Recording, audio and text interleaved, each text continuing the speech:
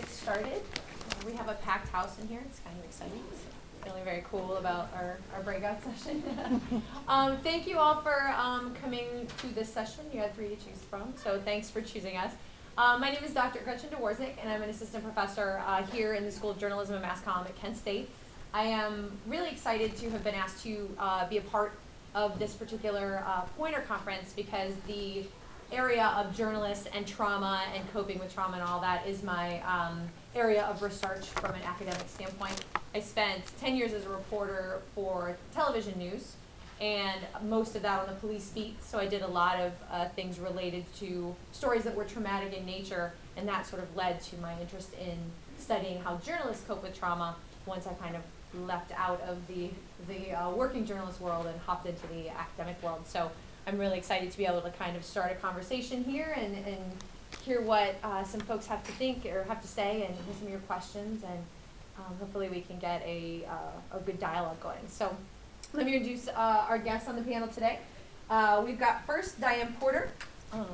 Diane. A couple things from her bio. She has 30 years plus of combined editing experience at the Austin American-Statesman, the Atlanta Journal-Constitution, the Arizona Republic, and the Washington Post, working in features, news, metro, and long-form narratives. And she also teaches at Arizona State's Walter Cronkite School of Journalism. So Thank you very much for being here. And also we have Jan Winburn. She's senior editor for enterprise reporting at CNN Digital, where she works on editing in-depth stories and leading her team to position CNN.com as a destination for long-form storytelling as well as breaking news. Prior to CNN, Jan worked as an enterprise editor at the Atlanta Journal-Constitution, the Baltimore Sun, and also where she was able to win a Pulitzer Prize for feature writing. So we are very thankful to have you with us. So to kind of start things off, why don't, the topic is how journalists sort of cope with the trauma of covering trauma. And one of the big issues with this is that journalists are taught not to. We have to remain objective. We're taught not to feel, stay outside the story in order to be able to report it objectively.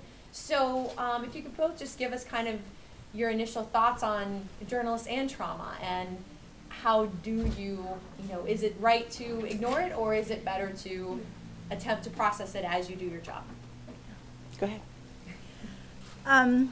I was trying to think, coming to this conference, why I personally have been drawn to stories that involve trauma. And I think it's partly just baked into you as a journalist that you can rise to the occasion when things are sort of the most powerful stories that are happening, and I actually think that you can be at your best as a journalist in those moments.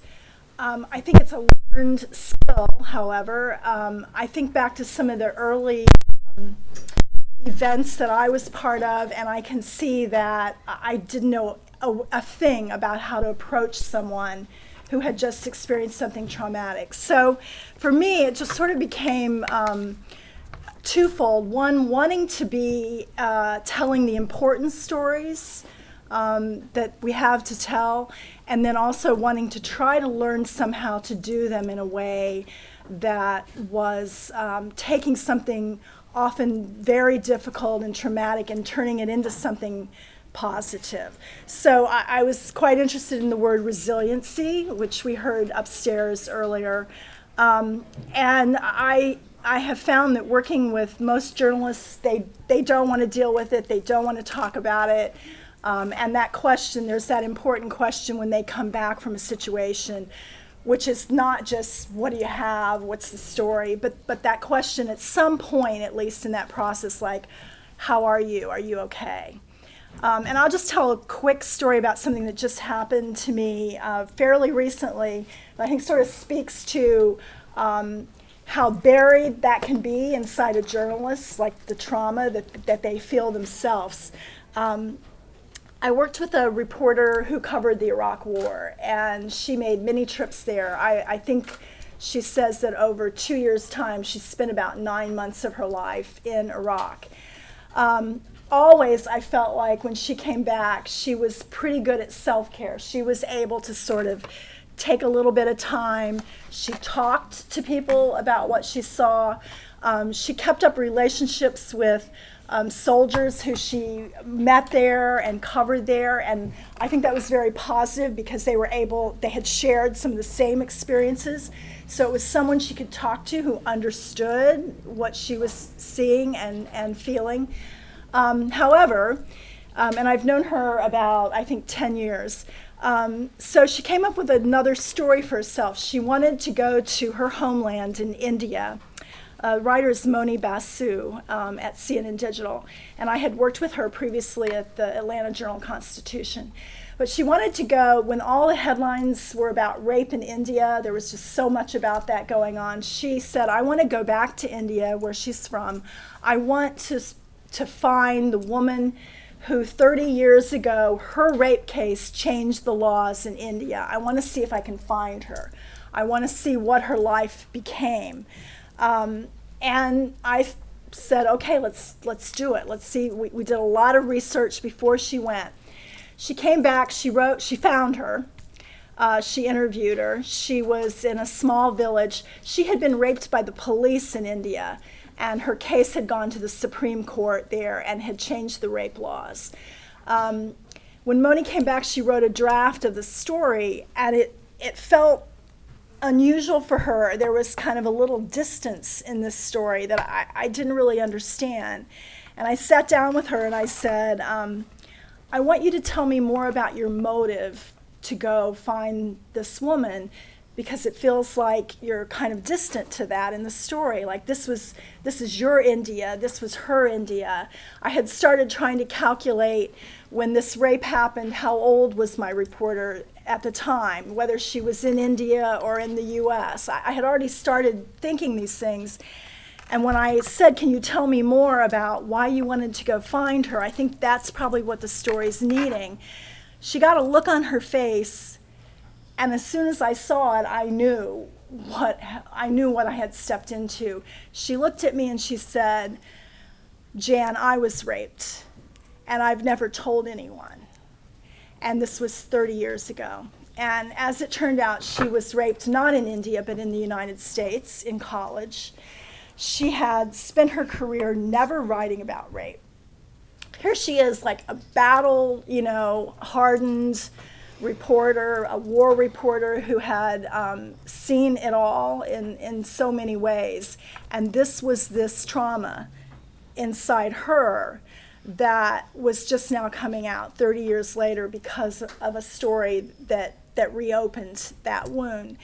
And so I tell that as a way, to me it was such a revelation that you can think your reporters are handling whatever they're handling, or you can think that they are old pros at dealing with trauma, and you don't know who they are fully inside, that they're going to step into something that's going to bring up something. So Moni and I actually wrote a piece about that experience. We co-wrote, and I'll just tell you all, I mean, for me as an editor, I found myself in a position of both wanting that to be in that story and knowing that I was not going to push her there. That would have to be up to her to make that decision. So anyway, I'll just throw that out as just kind of a reminder that it kind of lurks in a lot of places. What did she do? So she just said, what did she do? She put it in the story, and her concern was to not overwhelm the story she was writing about this woman. And she did it very artfully. She made kind of a hint in the beginning, a little foreshadowing, but she didn't really say that she was raped until she was face to face with the woman. She's asking questions about her rape. And I think the sum total of her own story was probably about 5 sentences in a 10,000 word story. So I think she succeeded at not overwhelming it with her own story, but putting in there for a reason, for the reason that she had some understanding and some empathetic ability to ask the questions she asked. Diane. I think you're exactly right about how the big story brings out the best in journalists, and almost every journalist I've ever known, I think that in the moment when something has happened and you are marshaling your forces and figuring out how to deal with it, everyone wants to rise to the occasion. And to rise to the occasion of covering a devastating story in journalism is to try to see the human side of it, as well as what has happened here and what is the best way that I can bring back all of the details and all of the most important factors of this story and write it or broadcast it if you're in broadcasting. I think that my sister is a trauma nurse, and she does the same thing in an emergency. You basically categorize and push aside the feelings about the moment. There's you have to do it in order to do your job. And I know that recently it's not recent, but it feels like it recently, in the last 5 years in Arizona, there were 2 major casualty incidents that involved trauma. You've probably all heard of both of them. I won't go into big detail, but the first was in January of 2011 when people were gathered at a Safeway in Tucson just to meet their congresswoman and to ask questions of her. And a man named Jared Loeffner took a taxi to the place where everyone was gathered. There were people from all walks of life. There was a federal judge. There was a little girl with a next-door neighbor friend of hers. There were older couples. Tucson is a big retirement community. And Loeffner intended to kill Gabby Giffords. He did shoot her through her brain, but she survived. 19 people were shot that day. 6 of them died. But the rest of them and everybody who was gathered there who wasn't shot but who saw what was happening, and everybody who was in the Safeway at the time that this was happening outside the front door experienced something traumatic. The definition of trauma has to do with how much something affected you that you didn't expect. And if you didn't see it coming, then it's going to be even worse. If you had, for instance, thought, this is a really slick day and I might have an accident in my car, and then you have an accident, all right, that's not going to be nearly as traumatic as if you're driving down the road on a clear day and somebody slams into you and you didn't see it coming. It's the not seeing it coming part of it that really imprints on your brain, and it will change the chemistry in your brain at that moment. And people who have experienced it know that then they are constantly reliving it. That is where the nightmares come from, and etc. The other major incident in Arizona recently was the deaths of 19 firefighters when a wildfire reversed course, and there was what's called a burnover, and they all perished in this incredible, it was just a disaster. It was a disaster of major proportions. Air support was not there. They thought the crew was a mile off from where the crew actually was. The communication support wasn't what it should be. There wasn't a safety officer on the scene where there should have been. It was the worst perfect storm that you can imagine, and 19 people died in a place that they shouldn't have. So all of those people, of course, were dead, but their 19 families, their friends, their fiancés, the people on the radios that were trying to talk to these people who suddenly were not answering them back, the air support, everyone in the Forest Service who was listening to the recordings, all of those people experienced an incredibly deep trauma. And many of them, I talked later confidentially to one of their psychologists who had been doing some pro bono work to help people who had survived the incident. They were having enormous difficulty, and additionally, they were having survivor's guilt because they perhaps heard these people go silent on the radio, but they were safe. So when you talk about rising to the occasion, in cases like this, the reporter on the ground looks at what has happened and thinks, I have to capture this, and that takes over everything else. In the moment, also, you are very grateful that nothing this bad has ever happened to you or to your family. And therefore your problems at the moment or your problems in a week or 2 weeks with trauma don't seem very important.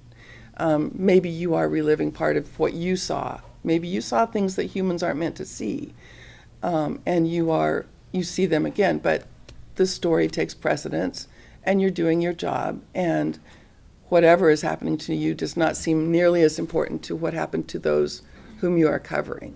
So you tend to downplay what's happening. I think an editor can most help a reporter in this by sometimes not saying just, how are you? Because most reporters in that case are going to be, I'm fine. There is perhaps a deserved, but perhaps not so deserved reputation that journalists drink a little bit. I have often, that tends to be where people finally cry. I remember when the space shuttle exploded, and we were all in the newsroom because it was mid-morning when it happened. And to see it over and over again on the television, it didn't make sense. I don't know if you've seen the pictures now, and of course, everyone who's a student in this room, that's ancient history. But at the time, nothing like that had happened in the space program for years and years, and certainly not anything with the shuttle program. And this was the shuttle that had the teacher in space going up. And so it was really incomprehensible that that space shuttle had blown up, and that what we were seeing in the sky with all of the fiery fall from the shuttle meant had they died? Well, yes, they died. Of course they died. And so we had to get together and put out an afternoon edition and find the stories that AP and Knight Ridder and everybody else were doing. This was when I was in Austin, so it wasn't a local story.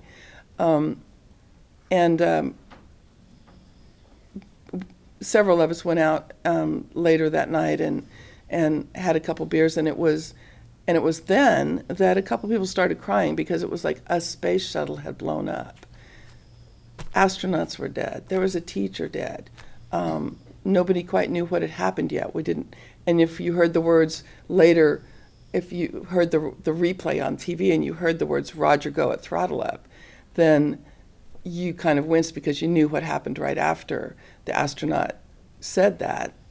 That was the last words of the astronaut before that shuttle blew up. And so even that kind of an imprint, that can traumatize your brain a little bit in the definition of trauma. Now, were you hurt that day? Was your family member hurt? No. You just experienced something that affected you and that you didn't see coming.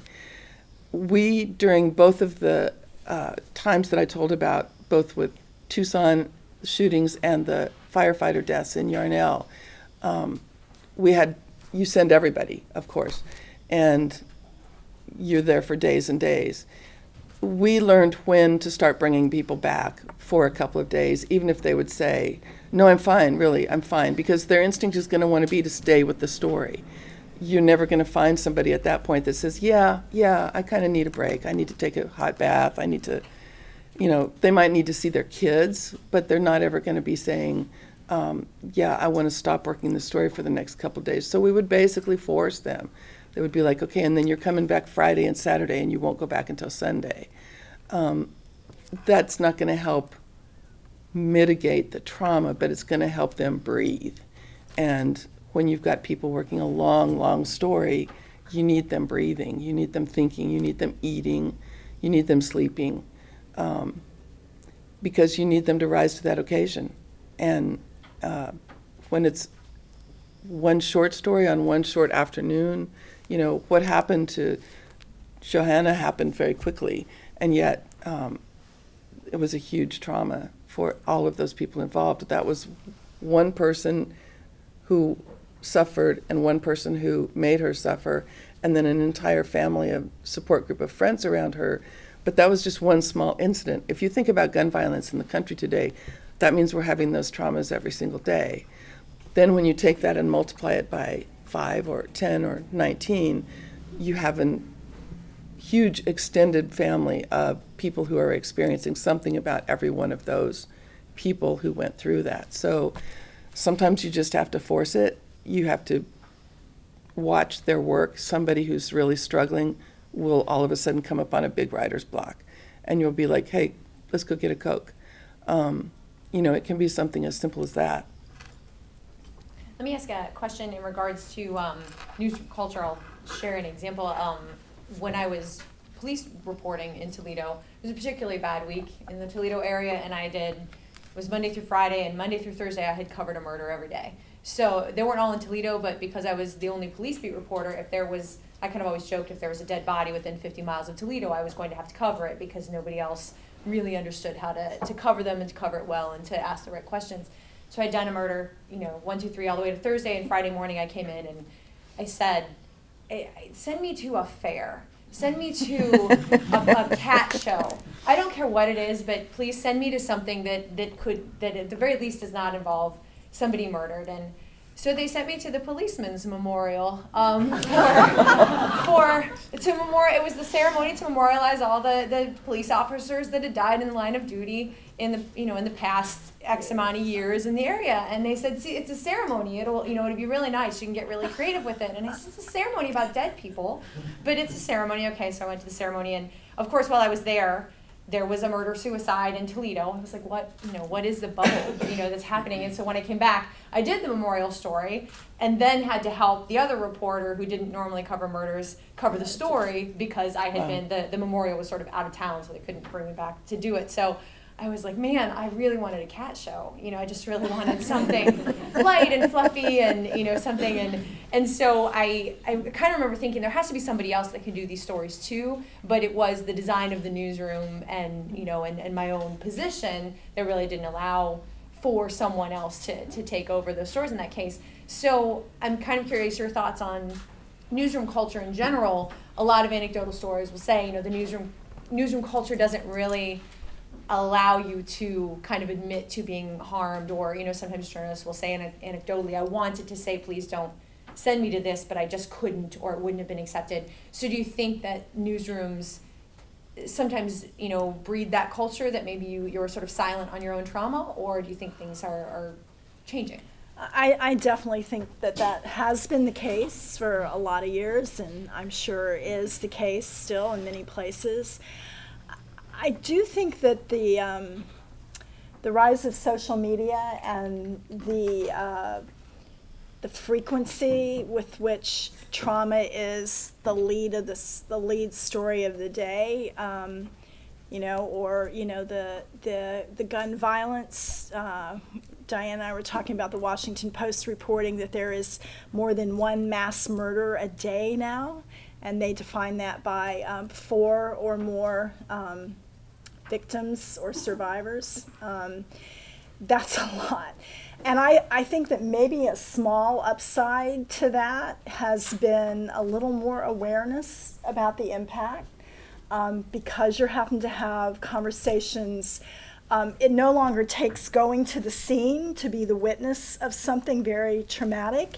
It might just come in your email at work, or you're a video producer and you're having to go through that tape.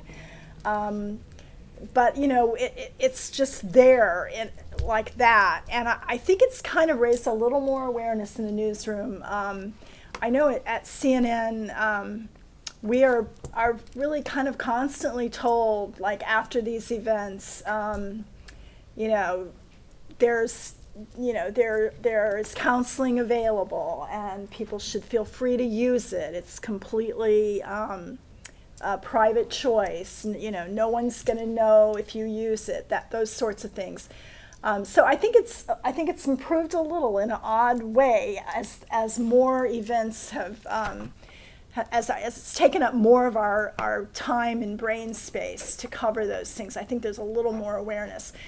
Now, are reporters more willing to say, hey, I just don't want to do that? I don't think so. I think that's unfortunately still some sort of badge that people don't want to wear.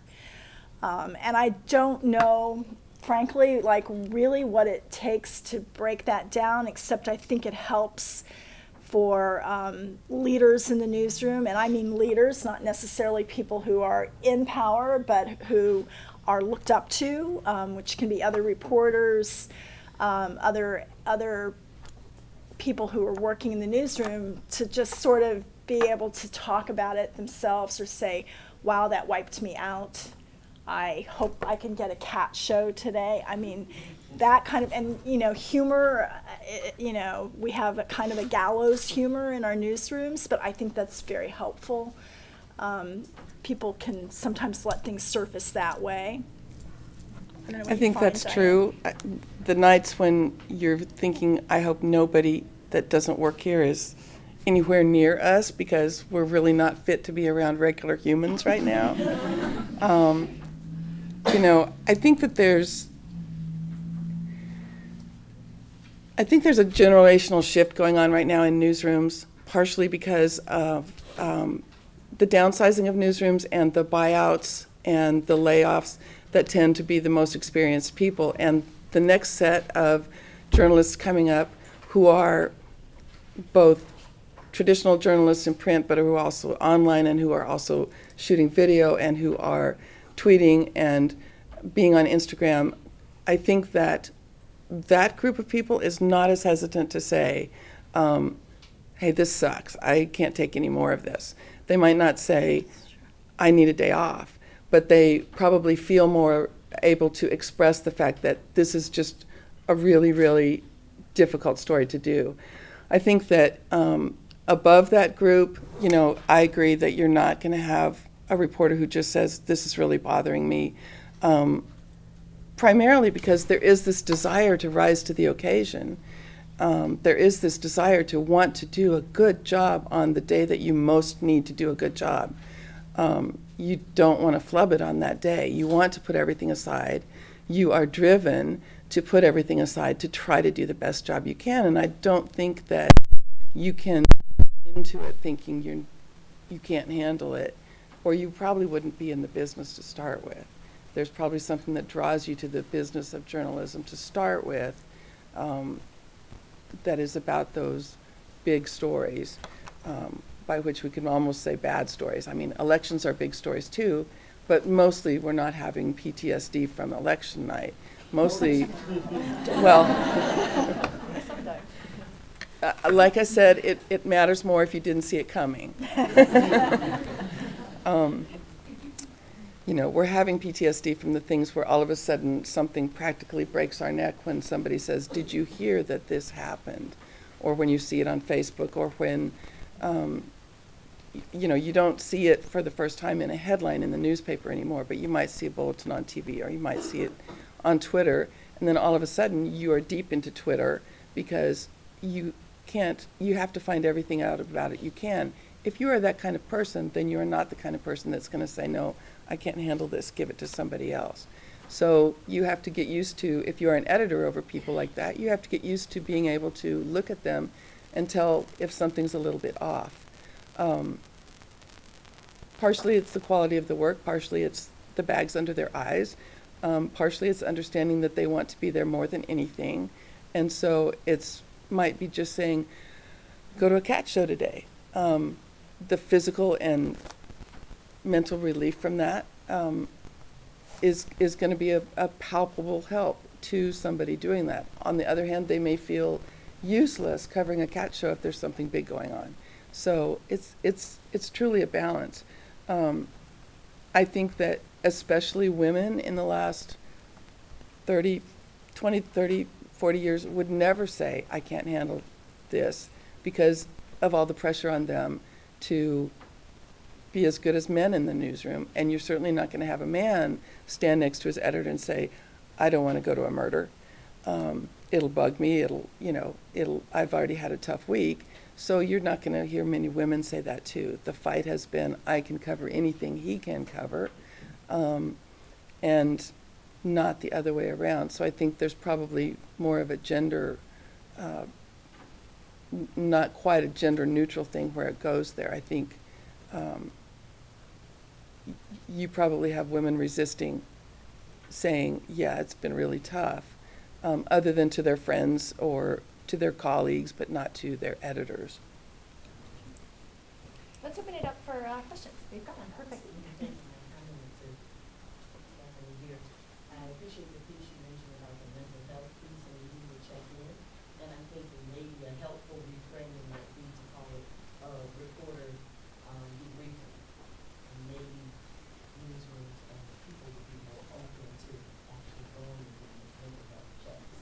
That's a great point. If you all couldn't hear her, she was saying, maybe it'd be more useful to call the kind of therapist help or counseling help, to call it like a reporter debriefing. Like, hey, you can debrief with this person. They are available if you're interested. That's an excellent suggestion. That really I think is. the language just, that we use, it's important in so many ways, right? And that's a wonderful Doesn't stick on suggestion. mental health and not wanting to Yeah, do it, not like, oh, especially when mentally you might need this, right? Mental health, but, yeah, very good. And I think a lot of the research will show you that that is one of the reasons why reporters won't, they'll say, hey, there's counseling. Yeah. Go for it if you want it, but they'll be like, there's a stigma associated with that, and they don't want to have to admit that they might need it, so they stay away from it because they don't want to be the one who's seen going to the counseling that was offered. Absolutely. Well, I think in addition to the stigma attached to it, a lot of reporters are probably afraid, well, editors are gonna think I've got burnout. I'm off the work job for a while, and as journalists, we become attached to our stories, and our job is like our children, and we don't want to part from them, so they're not gonna say anything about any kind of trauma issues for risk of being put off the job for a while. So it's got a lot to do with it right now. Mm-hmm. And you kind of mentioned that, Diane, about telling a reporter they should go cover something else, but they probably don't want to, even though No, they they do don't. need a break. They don't want to admit to burnout. They don't want to admit to, okay, yeah, you're right, I really do go need to cover something fun. They want to stick with a story that is their baby, want to show that they can do the job, for sure. I'll have a chance in the next hour to interact with you on other subjects, but I don't plan to talk about this one. I'd like to mention a few things here, if I could. And I'm Frank Ockford. I'm a psychiatrist. I've spent some time as an adjunct journalism professor, and I've founded the DART Center for Journalism and Trauma, which you can find online. There's quite a history of about 20 years of attending to these issues. And a lot of what's been said here really rings true. Someone like me ends up getting a call to spend 3 days with a newsroom when a reporter has committed suicide, or when there have been a succession of very tough events. We had a group that was called the Ockberg Society that visited, and in those cases that have been mentioned. I'd just like to make a few points. We really need a global peer acknowledgement and appreciation system. I'm trying to do it as the last chapter of my life, developing something called the Trust for Trauma Journalism. The goal is to raise $5 million that will support the good programs that are out there, and we'll eventually be able to expand on it. Jim Lehrer has had us in his home for a couple of hours. I think he'll be the ceremonial leader of this effort, and we hope to get it going. And based on the sentiment and the things that are said here, it is risky to talk to most editors about feeling sated with trauma and tragedy. But it's not risky to talk to an editor like Jan Lindborn, and she won something called the Mimi Award, which is given by journalists to editors who get it and who are approachable. Having worked in this field for 20 years, I can tell you it's the assignment editors who are the last ones that we need to bring around. But I believe, and I frankly believe, as the field becomes led, and not just participated in by women, that gives us a big advantage. And that it is a macho relic to say, go out and tough it out. Now as a consultant to law enforcement and military, long before doing it with journalists, and they've come around, so why not journalism? We're about 10, 20 years behind other fields in admitting that we need to be rotated on assignment. Just got a call from a very experienced journalist in Africa who says, I know all about burnout and I need to talk to you because I'm starting to feel some things. So the signs that you might see in yourself are you don't like your work as much, you're losing your sense of humor, you're drinking a little too much, if something isn't quite right, you're not quite ready to talk, but if we have enough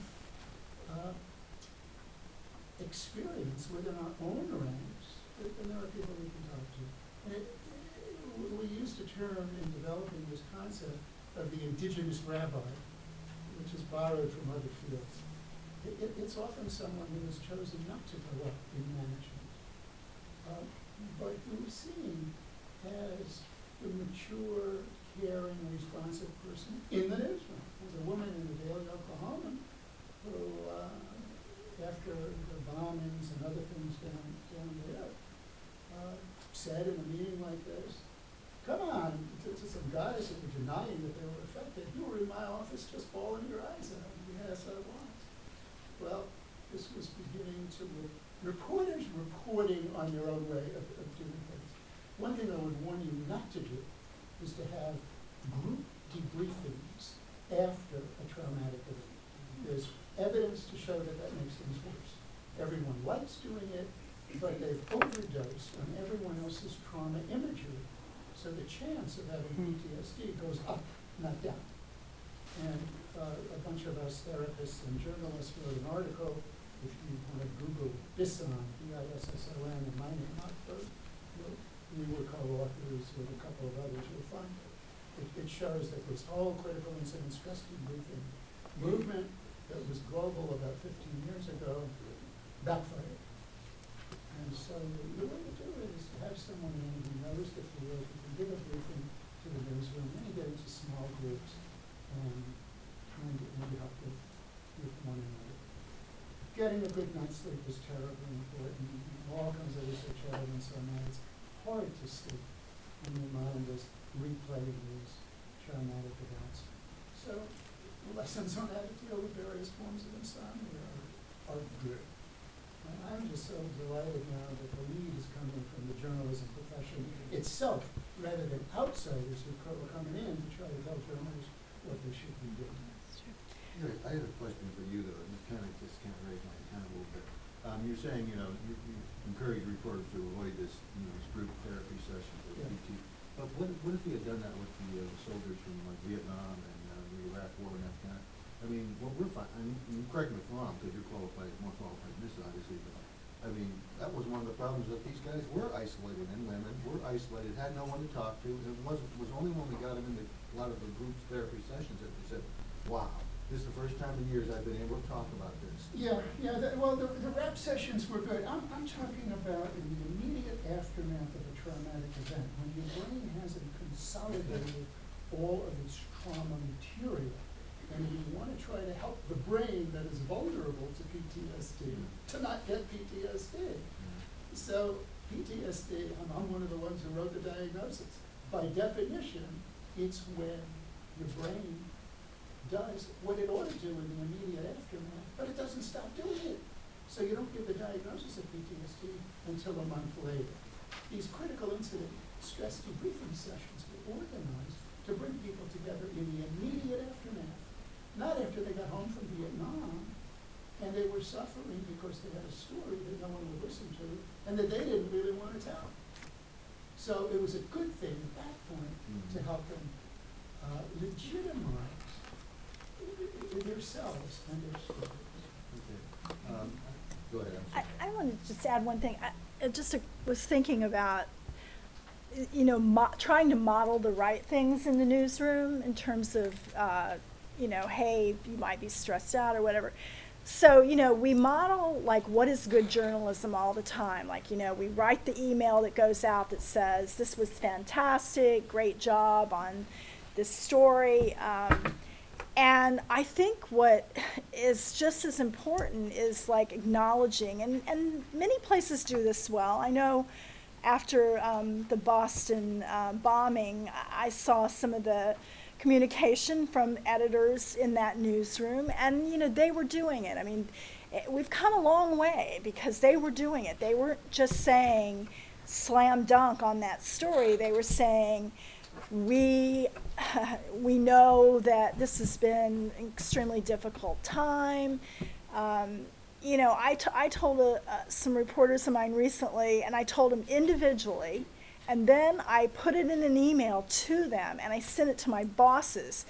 I'd already told my reporters, but I wanted my bosses to hear it, and I told them that I was as proud as how they had handled themselves in a really tough situation, as I was the story that resulted. And I really meant that, because I watched them, I was there on the scene, and I watched them do these interviews with gun violence victims, everyone from mass shootings to accidental shootings to home invasion, and they had to interview them one after another, and I watched that. And so I think that's another way we can model the right direction in our newsrooms is, you know, in that case, you're not pointing out anyone and saying, hey, are you okay?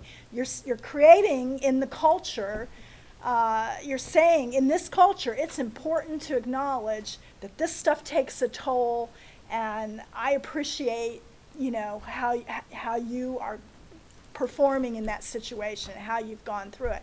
To me, it might encourage someone then who actually isn't doing that well to like say, hey, thanks for your note, I'm really not doing that well. So it's just I think what Frank's talking about in many ways is just like a changing of our culture, and I think it's helpful to try to find very tangible ways to do that.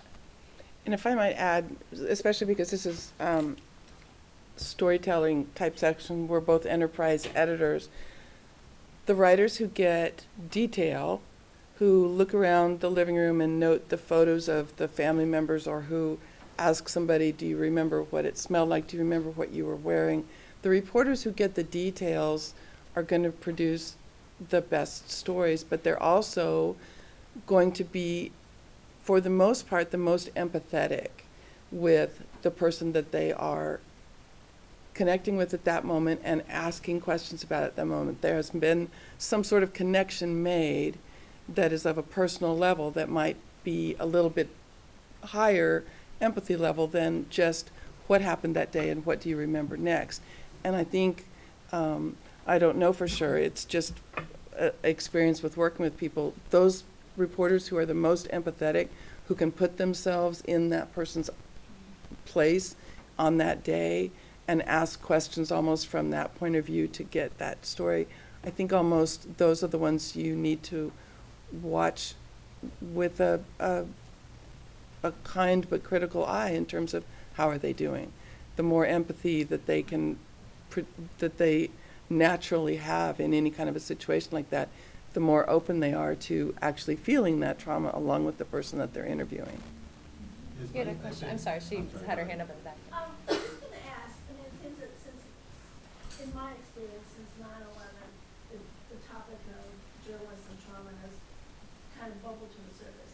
Is there anything you think that can be done proactively to prepare journalists to cover, instead of doing it after the fact, not necessarily to armor them, but to, you know, to do anything in far as training, to prepare people to cover these kinds of things, because inevitably, all of us are going to have to see this. Like Wood said, oh my God, I can never unsee that. The question was, just for microphone purposes, is there any possibility for training or things that can be done to prepare journalists before they go to cover something like this, or something that would allow them to at the very least be a little bit more prepared for their emotions or, you know, the experience in general? One of the things that happens immediately when a big thing has happened one of the things that happens in a newsroom when a big story has happened is that every decision-making process that is normal changes. Everybody at every level of hierarchy is in the newsroom and weighing in. The meetings are larger, they are longer, they are more detailed. And so right away, you're out of your routine. It might be possible to just teach people that in that moment, understand that the rules are different with this story, the rules are different with this game, and to start thinking it through on a different level. Other than that, boy, that's a good question. I don't know. Well, yes, I mean, there are programs, but they're too few and far between. Yeah. DISC, Sebastian Younger's group, prepares people in a 1 to 2 week course for hazardous duty. And then they'll bring in people like me to prepare people for the anticipated emotional issues. But we're just reaching a handful. We need massive new sources of funding to do this and to do it right. The Art Center has done some programs like that. I've done them for the BBC and and what you end up with is you have to be trained in seeing and dealing with events. So it's done through virtual reality or classroom exercises. And then people have different thresholds for what arouses them. So the architects of the class, I think, have to produce an A and a B class, because some of us are triggered at lower levels than others. But we have all the tools. It has gone on in certain places. I think if we did a study and Googled and did some research on training for trauma journalism, you'll find a history of it. One thing that's always challenged me, I'm a psychiatrist. I deal with people who have had horrible life experiences. And to convey to you what I use for myself is I feel optimistic on their behalf, and I feel, boy, you finally come to the right person, and we're going to make some progress. And I'm confident about having a chance to bring them somewhere. As a journalist, I think where your confidence has to lie in your ability to tell a story that does justice to the truth of this person's history. And if you feel really good about your power as an investigator and a translator, that justifies it for you. And there are fellows that I work with who talk about the joy of trauma reporting. Of course, they reach that point. But even they will say, I need a break. There's what you talk about, the gallows humor, or be assured they vary their routine. And many of them become professors of journalism and chairs of the department. You're the third woman I know, and I wonder if on assignment you weren't assigned to talk to the mother of a murdered child because you reach a stage where you realize that's for someone else to do. Sure, absolutely. Yeah, I'm sorry. I was going to say, just the question about preparation. I mean, I think conversation is a kind of preparation. And, I always feel like reporters go out into the world and they see what happens. And there's all types of editors who we live vicariously through them, right? They're doing the work.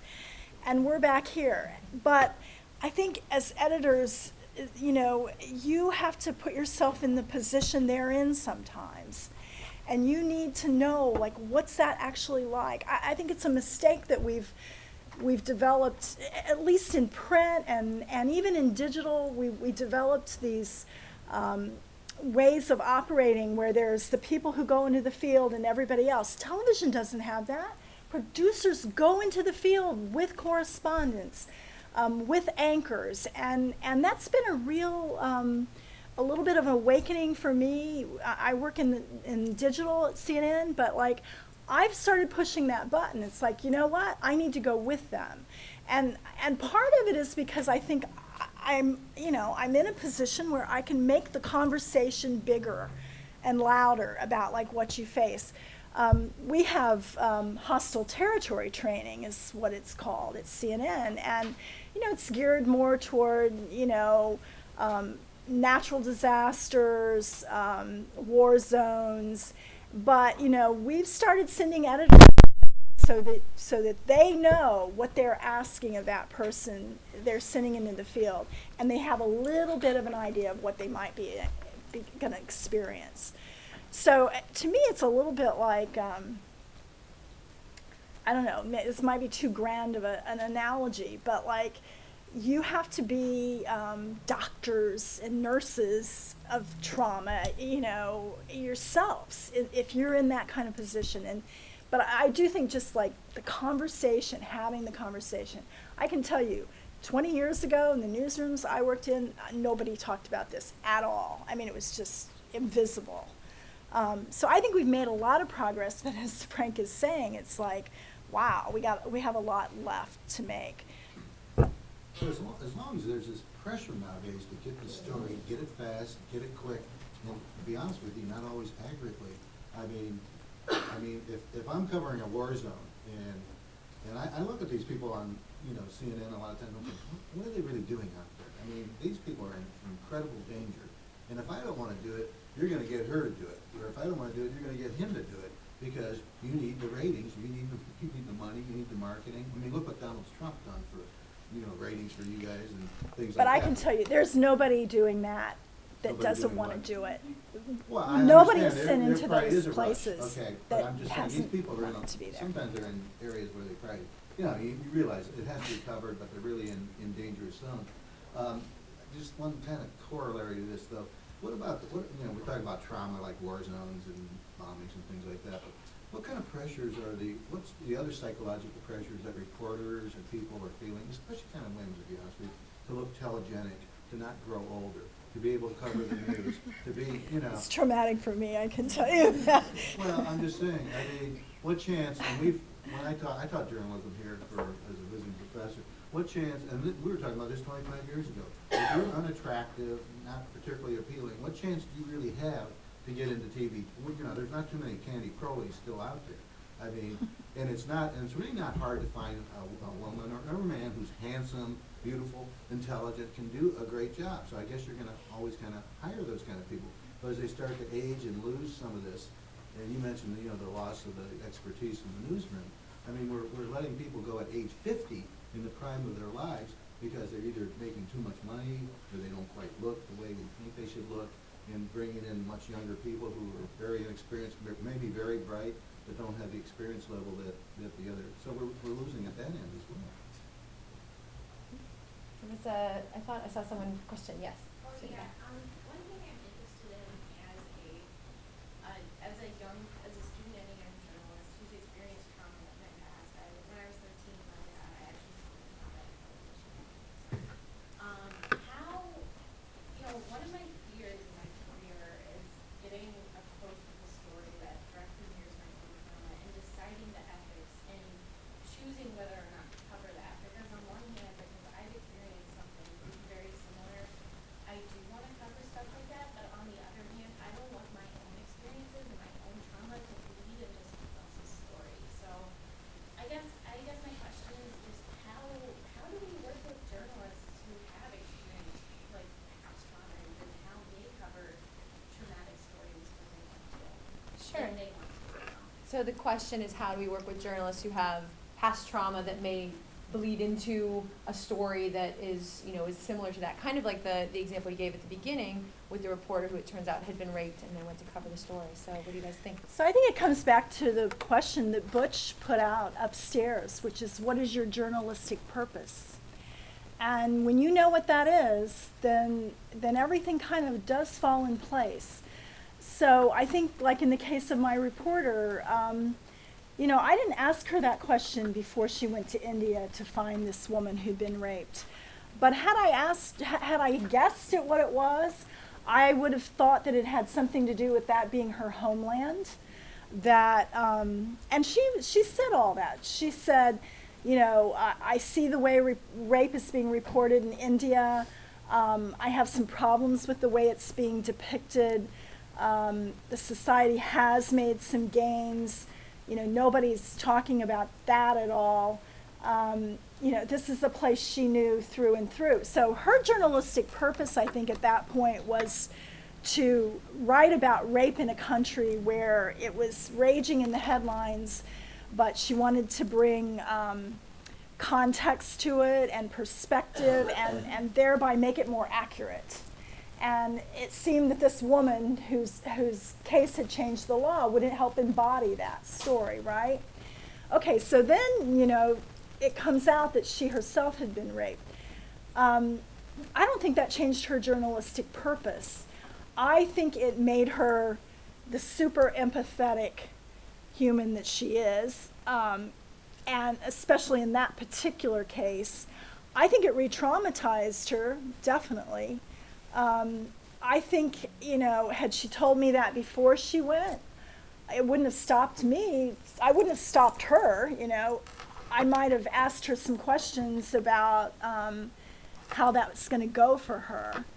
How she, she really felt prepared for that. I think that it empowered her, frankly. I think it made her better. But I think it's a real individual choice, and only you know yourself where you stand with that story. And I'll just tell another quick story. When I worked in Hartford, the Hartford Courant, I had a woman in the features department come to me and tell me that she wanted to write about the sexual abuse she had suffered at the hands of a stepfather. And she was now, I think probably 35 years old, and this was all 20 years in her past. But as I talked to her, I discovered that she really was just now, going through it, dealing with it. And I think the question I asked that really brought it out was, I said, did you ever confront him? And she said, oh no, but I'm going to. So that told me she was in the midst. And I told her, I said, don't write that story now. You're not ready to write that story. You're living that story. So finish living your story. Do the most important thing, right? And you will be able to write that story someday. And many, many years later, I was long gone. She wrote that story. And she won a big award for that piece. But so I think you have to, that's my answer. You got to know yourself. What stage are you in? How much, I think you have some assets in being able to report on a similar topic, but you have to think about what it's going to do to you as well. I agree completely, but I also would just don't forget that we all bring lifetimes of experiences and certain kinds of prejudices to our job. Every single person does. And it might be because you grew up poor that you hate rich people, or it might be that because you grew up rich, you understand them. What I would tell you is that if you're strong enough to be in a newsroom and you want to do those stories, is that you will probably ask better questions, because you will be able to know from whence this sort of experience, from whence the pain comes, etc. But whether somebody has experienced trauma, has experienced a bad car accident, is Democratic or Republican, male, female, we all bring prejudices to the table, and we have to acknowledge what they are, so that if I'm writing a story about politics today, I don't push it toward my way of thinking.